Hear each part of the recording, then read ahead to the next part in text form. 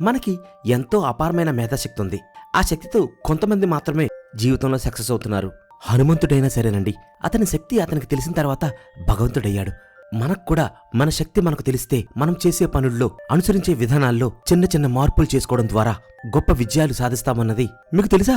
మీ యొక్క conscious mind ఒక ఆలోచన చేస్తే మీ యొక్క అన్కాన్షియస్ మైండ్ రోజులో 2 లక్షల ఆలోచనలు చేస్తుంది. ఆ కార్ యొక్క స్టీరింగ్ వీల్ని రొటేట్ చేస్తూ ఆ 2400 పార్ట్స్ని రొటేట్ చేయడం ద్వారా పార్ట్స్ అన్ని కూడా కరెక్ట్గా పనిచేస్తూ ఉంటాయి.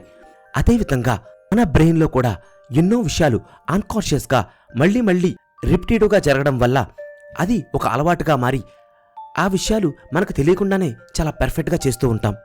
మనం రోజు బ్రష్ చేసుకుంటాం, రోజు స్నానం చేస్తాం, రోజు మన జాబ్కి వెహికల్తో వెళుతూ ఉంటాం. ఇవన్నీ కాన్షియస్గానే చేస్తున్నారా? ఎలా చేస్తున్నారు? Repetitive mode. చిన్నప్పటి నుంచి అవే పనులు మళ్ళీ చేయడం ద్వారా అన్కాన్షియస్గా మన మైండ్ గుర్తుపెట్టుకుని ఫాస్ట్గా వాటిని చేస్తూ ఉంటుంది.